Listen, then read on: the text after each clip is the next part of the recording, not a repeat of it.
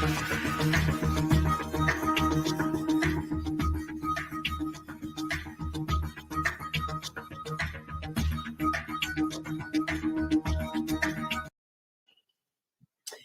evening. Welcome to Muse on the News. I'm Lisa.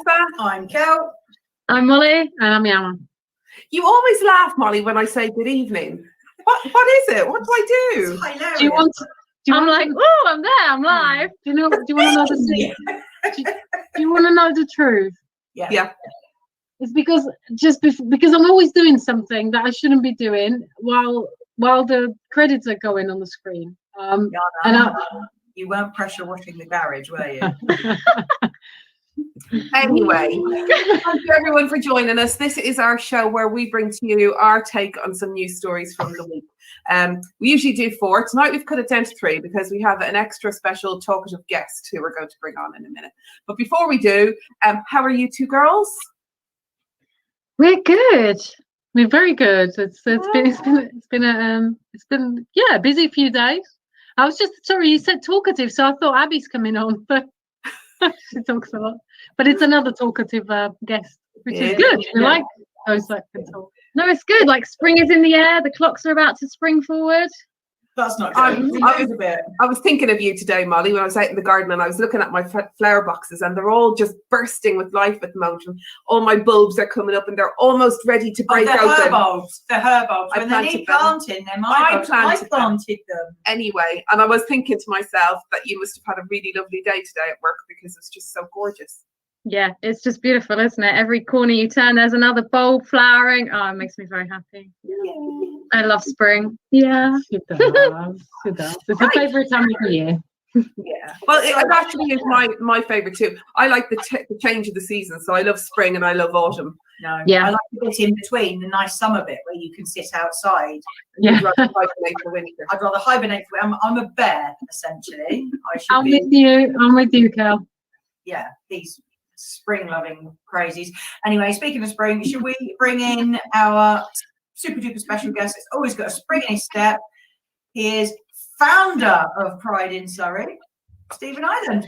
Steve, welcome. Hello. Hello. How you doing?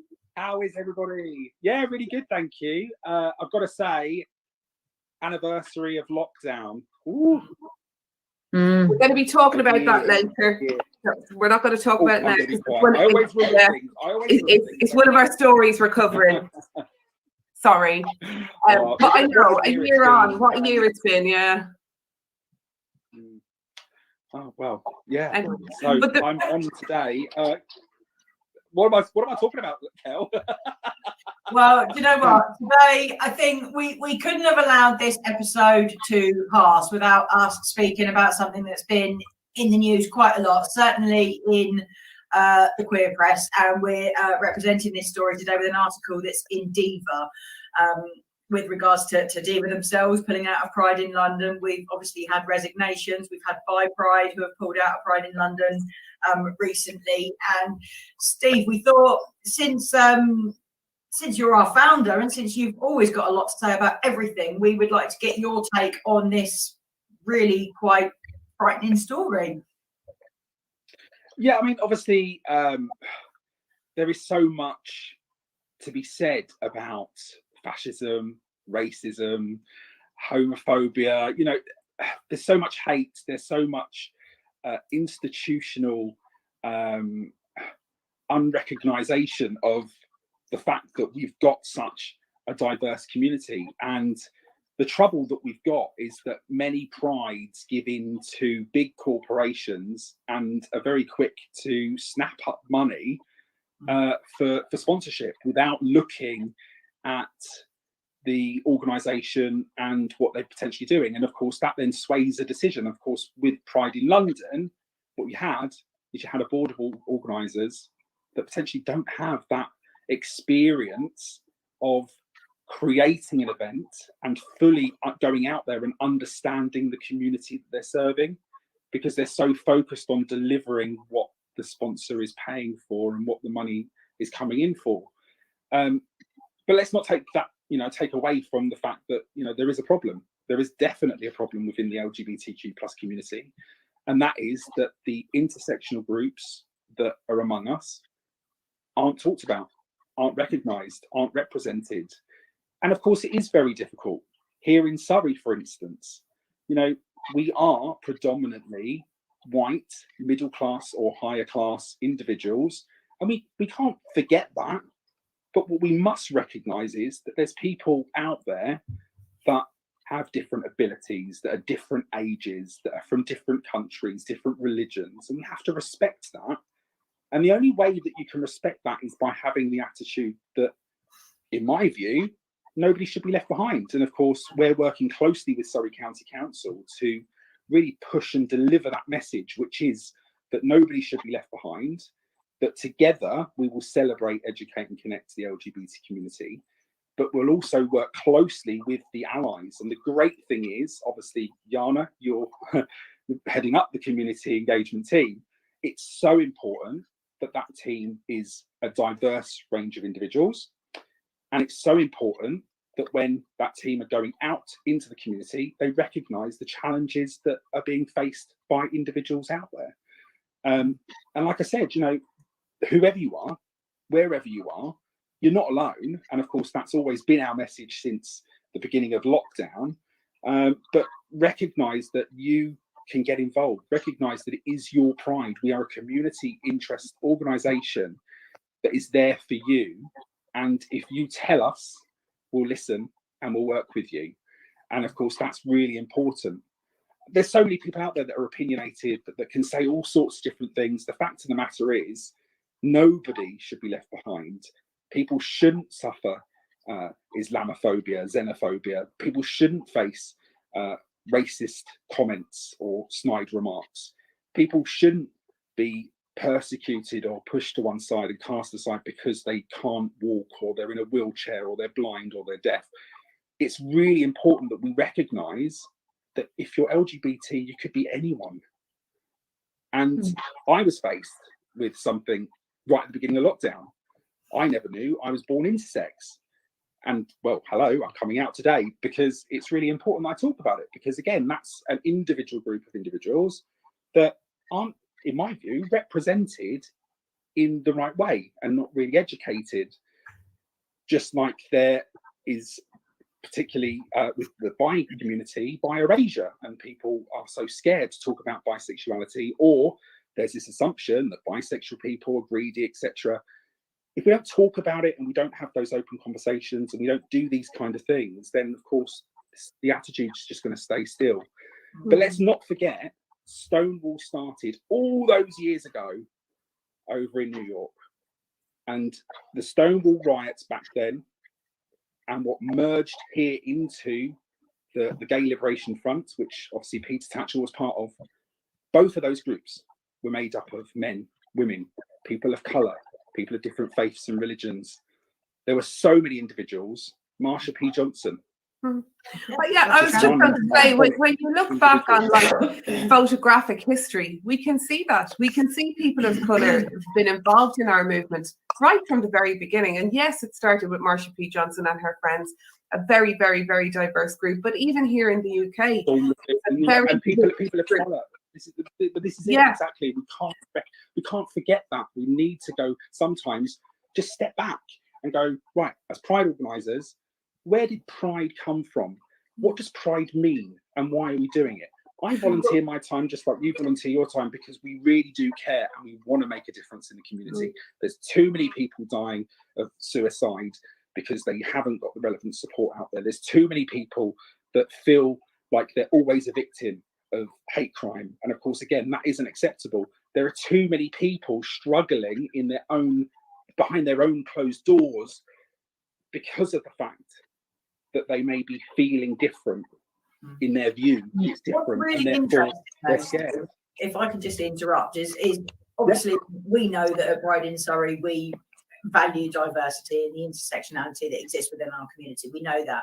But what's been interesting is over the last few years is we've seen the emergence of bi pride, of black pride, of lesbian pride, and of subgroups and groups feeling that they're not necessarily represented by the main pride movements, and they're going off and they're doing something for themselves. What do you make of that? Do you think it's just because people aren't necessarily feeling represented in their local prides, or do you think it's a bigger subject?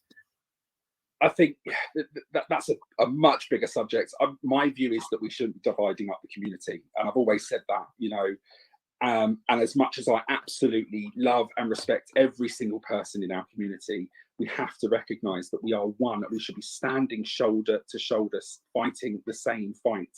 70 countries worldwide, people still face persecution or a lot worse. 6 countries worldwide, there's evidence to suggest that people are being brutally murdered because of their sexuality.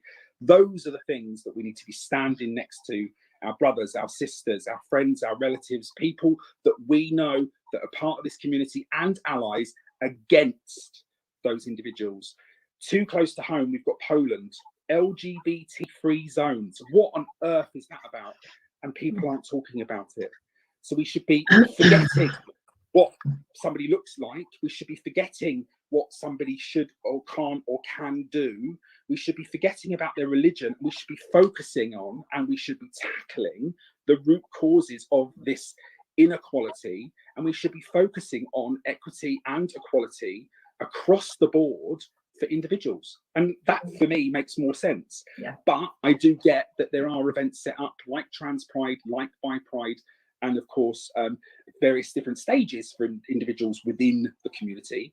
And that's because, unfortunately, history means, or history has seen, various different groups erased or hidden, like they don't necessarily exist. You know, it took a long time for the T to be added to LGBT. Then Q got added, and of course there's lots of controversy around that. Who cares? We shouldn't be putting labels on it. We are who we are. We love who we love. Whether I was born male, female, intersex, or something else, whether I'm gay, lesbian, bi, trans, pans, it doesn't matter. We should have the right to love and be respected for that very thing. That literally the fibre of my being is being happy, and we should just be able to be happy. And it really rattles my gears when people then go, "Oh, right, I'm going to go and do this thing over here." Sorry, I'm rattling on now, but I was just going to say that we've monopolised. Girls, did you want to chip in with anything?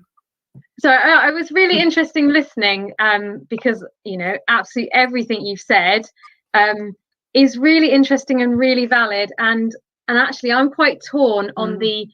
Both are, actually. Yeah, I think we kind of have the same thread, whereas exactly the same about these labels and kind of like, you know, having the T and having the Q, and kind of we should just be, we are who we are, we love who we love, and everybody should come together like under that Pride umbrella. And I think we're really passionate at Pride in Surrey about trying to showcase every single person, because like you say, just because you're under the gay umbrella, you can be black, white, ethnic minority, you know, poor, rich, and everything in between. But equally, it's a massive umbrella, and we are so different. And I feel like things like Black Pride, Bi Pride, Trans, actually, they do have some very unique issues within their own part of that community. And so I can completely see why they would want to sort of be around similar people that have similar outlooks and history and all of that. And what I would like is that they can completely flourish in a pride of their own and do that really well, but then also feel that they have a complete place within like Pride in London or Pride in Surrey, and actually they can come together with us and celebrate as one huge umbrella as well. So it's about fighting one another's fights, isn't it? And I think although we don't necessarily all have the same experiences in life, I think most of us, certainly the team within Pride in Surrey, we're all fighting for the same rights for our whole community. And I saw a really great cartoon today, and it was a caterpillar stood in front of a salt cellar, and there was a snail behind him saying, "Why are you worried about the salt? It's not going to hurt you." And the caterpillar said, "No, but it's going to hurt you, therefore I'm against it." And that's what it comes down to. It's about us supporting, although I have never experienced, that I'm aware of, I've never experienced any racism or any biphobia or any transphobia, but that doesn't mean that I won't spend my life fighting against it for the good of my community and for the good of the people that I love and care about, and for the people that I've never met. But to fight for that you know, love and acceptance, and the true acceptance of the diversity within not just our community, but within the community at large, and within you know, the community in Britain and the community of this really tiny little world that we live in, and it's fighting for equal rights and making sure that everybody is represented within. I was just going to say that it's about equality. Yeah. You know, and just because we've been fighting for marriage equality or whatever our battle is, you know, equality in all its forms Absolutely. for all communities across our country and across the globe, because let's face it, we're a very small world. You know, it's so important that we continue, as you said, Steve, to stand shoulder to shoulder.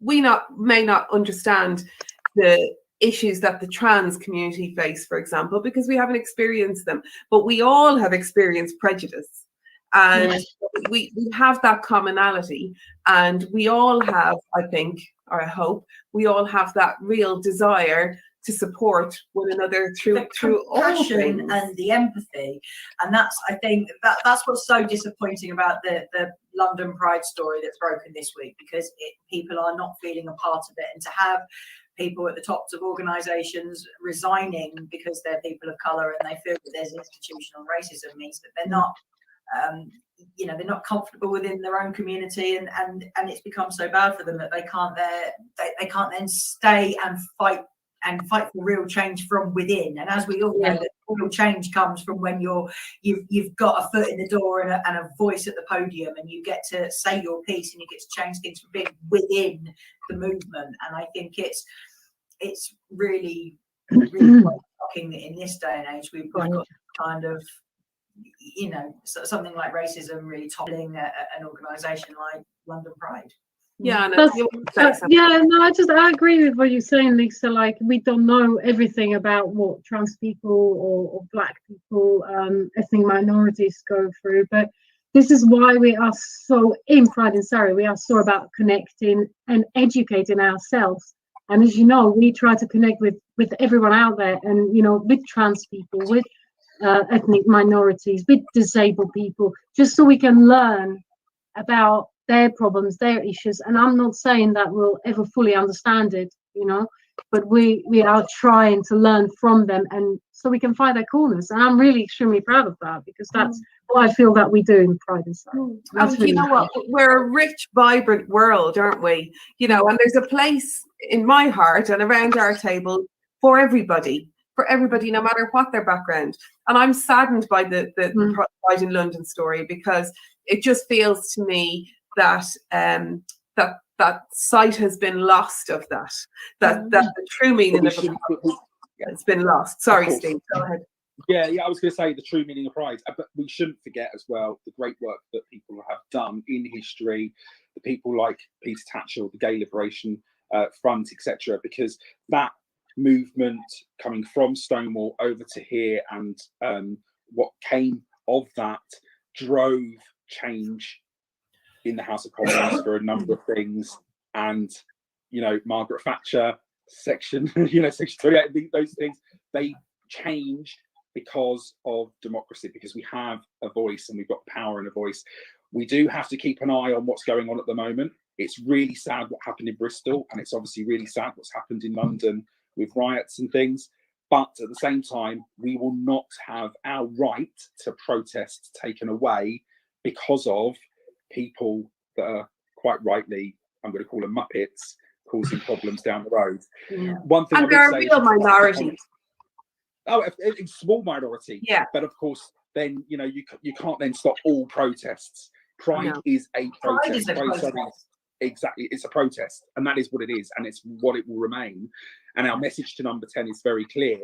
You need to recognise gender and sexuality, and you need to understand the challenges. You need to, even if you aren't LGBTQ+, become an ally. And we've talked about it just here, you know, in the caterpillar and the snail analogy. It's an ally. And to be a good ally, you need to do your research, you need to listen, you need to practice, you need to start amplifying LGBTQ+ and the intersectional groups' voices. And you need to learn from mistakes. Look, I'm not perfect, and I'm sure you four aren't perfect either. We make mistakes. Life, you know, you make mistakes, you fall over, you won't do it again. You know, you put your finger in an electric socket, you're not going to do it again. It's all about those kind of things. I did when I was a kid. That's what happened probably. But you know, it's all about making sure that we make sure that we speak up, and if something isn't right, we teach one another, and we become a good ally. If you're an organisation out there, get in contact with us. We are going to be doing as much as we possibly can. And all I would say, and my parting message is, you're not alone. Whoever you are out there, and I know I say it every single time, pick up your mobile phone, text talk to 88440. Let's talk to 88440. Text to charging standard rates, and we can connect you to the support and the networks that are available to you. Ta-da! There it is. But do get in contact with us, because we are here. Likewise, even if you want to give us some feedback on any of the videos that we're producing, because let's face it, again, we are taking data and taking information in left, right, and centre, and we've got to get it out there. We've got to get it out there as much as we possibly can. So keep communicating with us. Stay proud. Stay safe. Keep being happy. Mental health, keep talking about it. I've had the most horrendous year with my own personal health. Finding out I was intersex right at the beginning of the year, fighting cancer and coming out the other end. You know, you've got to just take life, run with it, and support one another. Life's too short, and keep being you. Yeah, I'm not going to get emotional, but it is really. No, sad. we're not going to allow that. No, it's on the news. To wrap this story up, I think from Pride in Surrey, we wish the new team of Pride in London all the very best. And I hope that it all turns a positive corner and that you come back fighting, because actually so many of us have had positive experiences at Pride in London, and we hope that it continues to build in strength and inclusivity and equality for all. And wish you all the very, very best. Right, Steve, thank you so much. Thank you. It was a joy and a march pleasure with, to have march you. with the police, march with the police, march with the armed forces, because we are all in it together. There are LGBTQ plus people in the police force and army, military, etc. Don't be silly. Don't be a muppet. Support one another. Love each other. And I'm going to love you and leave you. But be safe and remember, you're not alone. Quite right. Thanks, Stephen. Hi, Stephen. Thank you. Take care. Get rid of me. Get rid of me. Delete me now. Quick. Bye. Bye. Bye. Oh, there we go. There we go. There's Stephen Ireland, our founder and our Founder and friend. And friend and boss. Yeah, he's our boss. Anyway, ladies, shall we move on to another story then? yes, because we've done 23 minutes already. 23 minutes, but it was an important story to cover, was. and we had to do that. So, what are we doing next? Lockdown anniversary. Right. So, Yeah. Molly, I thought you wanted to take the lead on this one. So, why don't you tell us a little bit about the story? Yeah, so we're gonna do a bit of talking each. Oh, apparently just me looking at that face. Can you believe we've talked about it so many times? You must be sick of it. It's the lockdown anniversary. It's been a year since we've been in some form of lockdown. And I saw this article and I thought, this is really good, because no matter how positive your experience of COVID has been and how much you've tried to get through it with a good spin, I think we're all feeling a little bit exhausted and knackered and just kind of want to get back to normal life now. So this is 6 ways to process how you're feeling. And I think looking at these, we've kind of all experienced a little bit of each one of them. So this was acknowledge your feelings, take time to actually, live through your experiences and just kind of sit with whatever feeling that is, and be kind to yourself, especially if you've lost someone. And I think pretty much most people I speak to now have lost somebody close to them or know of somebody. And I think that kind of grief process is really difficult to do in lockdown, isn't it? And it doesn't really start until normal life kind of resumes, does it? I think from my own experience, I can say it's almost impossible. You feel like I don't know, it's a strange one, but you've got to take time and you've got to be kind to yourself, as Molly says. And it is like being in a bubble, isn't it? It's very surreal. It's something that you think at the beginning, and you see it, people say, oh, I know someone who died with COVID, and it's so very few people at the beginning, and then it gets a bit more, and then it gets closer, and you think, oh my God, I hope it doesn't happen to me, and then it happens to you, and it hits you, and it's like, wow. I hate everything about COVID because my closest person died with COVID, and it just hurts. I hate everything COVID, but I've got to focus, on the good that's come out of It's it. a lot of way grief, isn't it?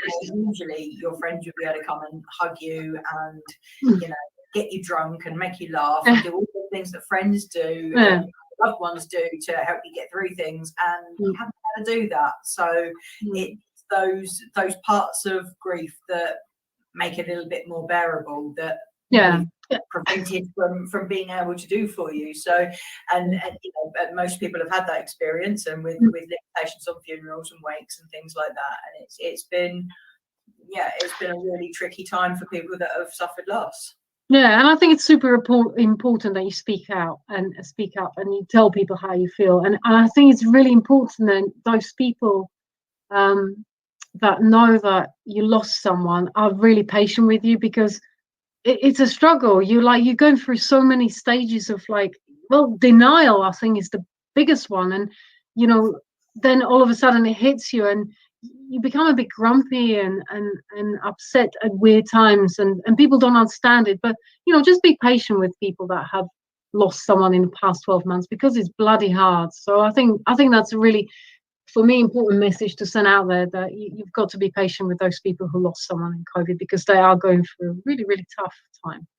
Good advice. Okay, so I'm going to pick out this one, which says plant something, because planting a seed is like a sign of a new beginning, and I really like that, because it's spring and we're always trying to think a little bit further forward, aren't we? And so if you can plant something. Can I plant true facts in my children's brains? No, it's not helpful. Well, Martha thinks the moon is made of cheese. What else? But it might cheer you up. All my kids think now that if you unscrew your belly button, your bum falls off. But that's true. It's absolutely factually accurate. Yes, thanks. That's science. Thank you. Yeah, sure. I'm planting, false facts for my own future amusement. Yeah. It's the same as daffs, right? Daffodils or the other ones that you like. Tulips. Tulips. That's something really important. Like if you plant something, and that's something that Kel does all the time. Name it, for goodness sake. Name it. You've got to give it a name, and it's got to be a really stupid name. What do you mean? Is it because I've called my sourdough starter Marjorie? Yeah. And you called your cacti a Derek. Oh, no. Derek. Barry. I'll have to apologise to Nicola's mum that often watches, because her name's Marjorie. Oh, sorry. Well, my nan was Marjorie for a little while before she changed it. But, That's another story. No, that's a story for another time. Look, Marjorie's been a loyal friend so far. She's producing brilliant Marjorie sourdough loaves. So Nicola's mum, loaves. you've got a great name, Nicola's love. mum, thank you. Your namesake is feeding us well. We're going to have to tag Nicola's mum in this. Yeah. So this links on really well, which is reflect on your learnings, because if one more person tells me they learned how to make bread in lockdown, and you guys have as well. So there you go. Well, Cal has.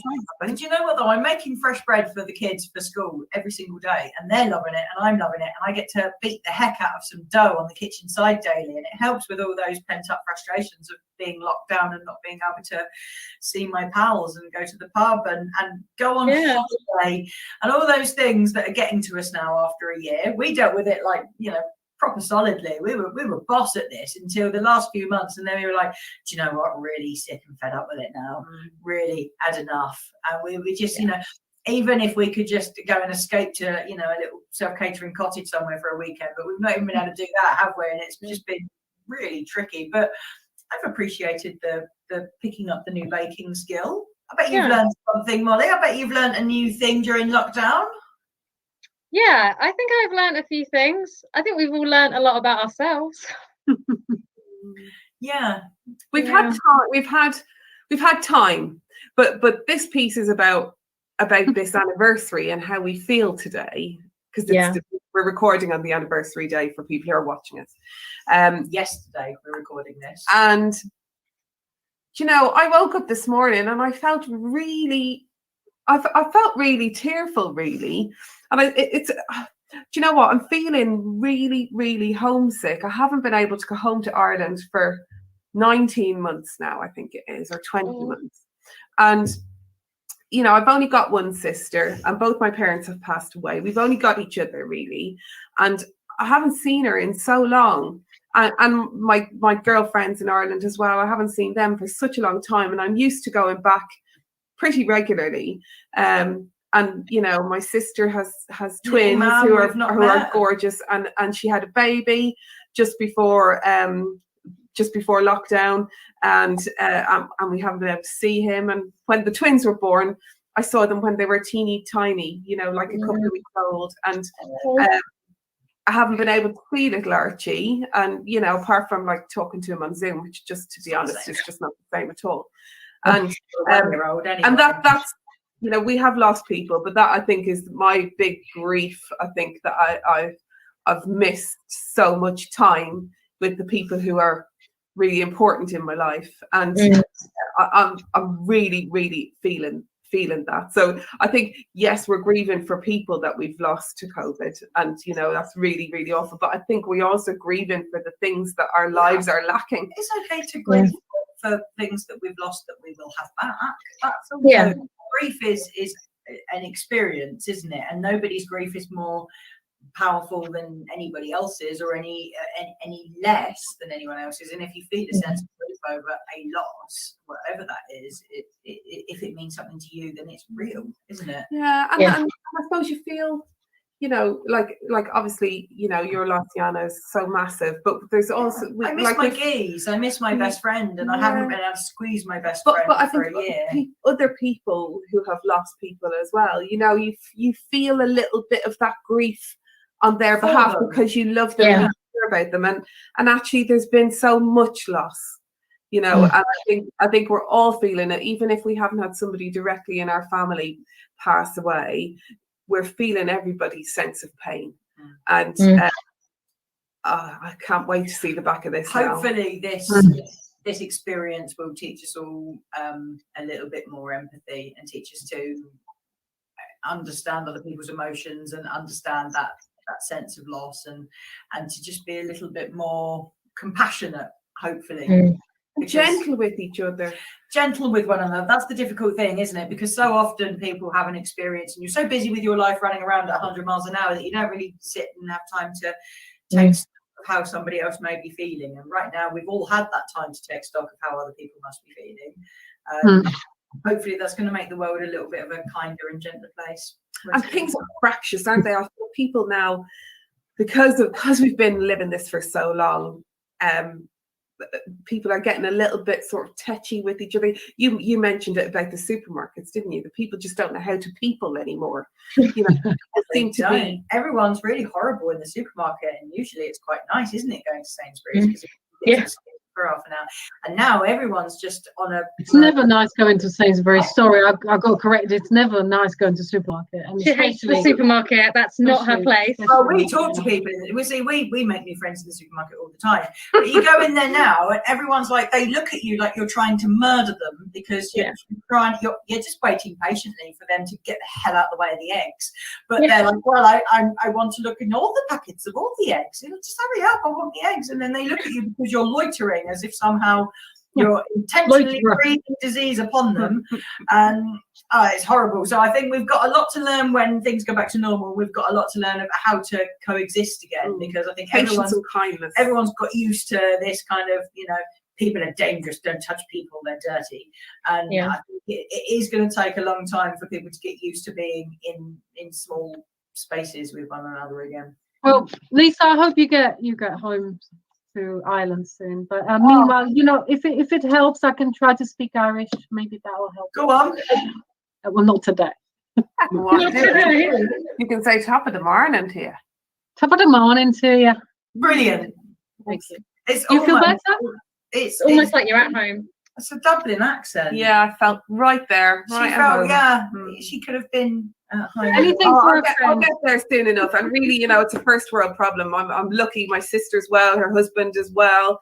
They actually all had COVID, but they've all come through it just fine. And you know, I'm very, very lucky. And I don't mean to be a whinger, but I just miss my family. Oh, of course, you know. Yeah, it's completely relevant, isn't it? You know, like you say, your grief or your pain is not less or more than anyone else's. It's personal to you, and it's how you feel, and it's your life. So That's it. absolutely valid. That's what we're trying to get across, isn't it? That Yeah. those feelings are relevant and powerful and their own. Yeah. Girls, 35 minutes. Should we move on? Yeah. Yep. Yeah. Do it. What do you think? Let's do it. So, Yep. This story, has everybody read it? A little bit. Little Okay. bit. Because I've only read it a little bit as well, but it's a story about a pizza shop owner and how he survived lockdown and how he managed to enable his business to evolve so that it didn't lose all the revenue. And he was a really clever boy, actually. And he when things were closed down, he decided to open like a dry goods delivery service, and he started initially by bringing flour and yeast, because those were the products that he had in the pizzeria, to people on his bike. And his service grew and grew and grew, and he was able to provide those staples when the shops weren't able to provide them. And he really did do very, very well for himself. And he's actually had a very successful lockdown. But the reason I chose this story was because I wanted us to maybe touch on how businesses have had to be really creative. So that's one side of it. And also how so many of them have really become so integral in providing really essential community services to vulnerable people as well.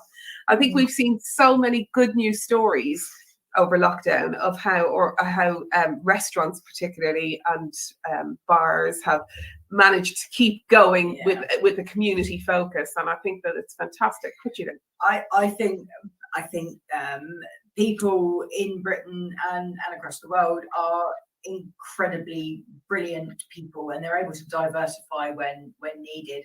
And I know around our area, certainly, we've had lots of people pop up with ingenious little ideas just to keep them ticking over. We've had a lady that's started a business where she delivers warm donuts and Nutella to your house.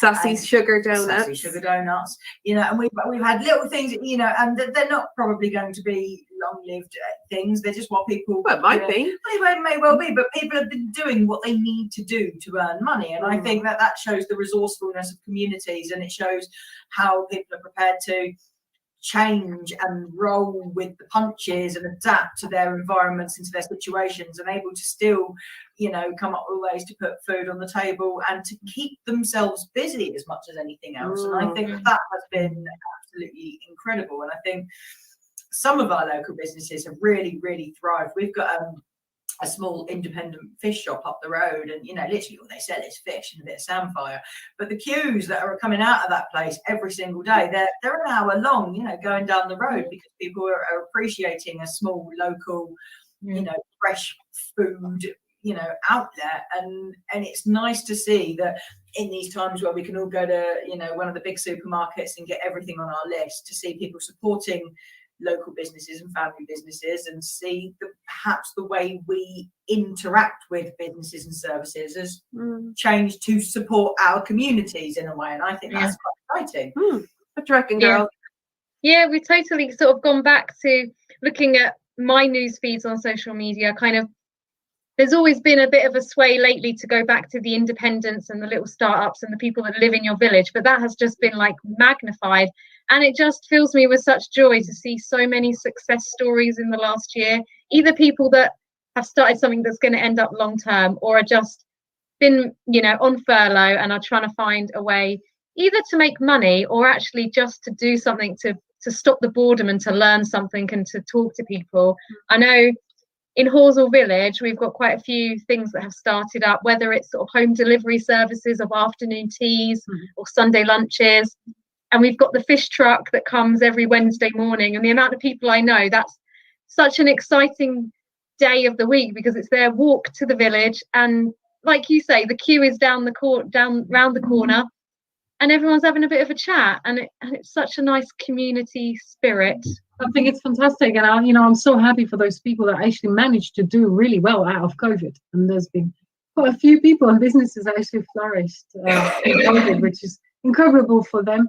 But let's not forget, there's so many people that have struggled and suffered, and I really do hope those people that have done well will actually find a way of supporting those that haven't. And I think that's really important. Like we always do, support some kind of charity or homeless shelter or something, and just find a way to help those that are struggling, because there are so many people out there that are struggling. You know what, Jana, in our experience, as some of the viewers will know, and certainly as you girls know, for the last year we've been involved with running food banks and food parcels, and actually something that surprised us was the overwhelming generosity of communities and the willingness to look after their own.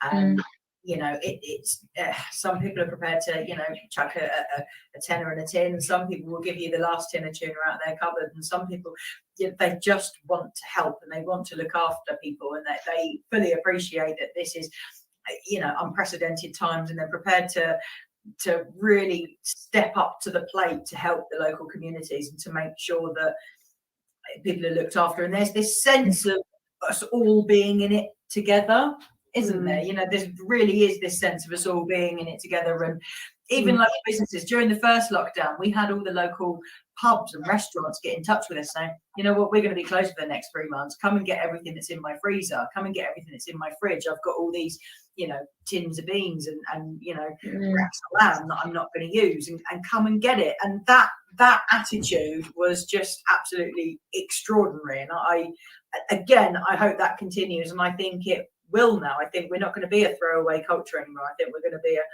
reuse, recycle and redeploy culture, and we're going to make sure that the people that need things get things, don't you? Yeah, and just remember the small independent businesses that haven't been operational. I mean, we are local around the corner, although it's not an independent, it's been closed for a very long time. We're very much looking forward to getting back to the beer garden for a bowl of chips and a pint. Remember those people, because they're going to need us. If we want those resources in our community, we need to support them, and the time is coming soon when we can get back to those places, which is fantastic. So let's try where we can to support everybody. It's really important. I would particularly recommend supporting your local gardeners, your local childminders, and your local railway services. I'm good. Do you know what? We've actually, our business has survived well through the year. Molly, you've been back at work, and Jana, you've worked throughout like ourselves, and you just get on with it, don't you? And we've all survived, and thank God for that, because that's an absolute blessing. Yeah. Right. But anyway, we're going to wrap it up with 3 articles. We're going to wrap that up with 3 articles today, because we had a special guest on, and Steve really loved to talk. But I think that the second most important part of this show, Jana, what's that? After all the news, is this is going to press the button. Word of the week. Word of the week. Word of the week. Oh dear, what's that? Lisa did that. Do you want to do it again? Yeah, I don't normally do any of it. She can't do it. Word of the week. Word of the week. Word of the week. Yeah. What's that mean? Are you going to ask me for a word of the week? Yeah. Hey, do you want to know what the Irish word for word is? Go on. Yeah. Fuckle. Huh? Fuckle. Oh. The Irish word for word. Fuckle. Fuckle. Yes. Oh my God. I couldn't love that more. So give us your fuckle of the week. Are you ready for this? Yes. Are you sure? No, not now. Here it comes. I was ready this week. There it is. Ooh. I love it. Yes. I love this. Hoodle. For hoodle. Never It's heard of it. hoodle, which means this is something that often happens to Put me. it back. Do it again. Sorry. Away with too I fast. love it.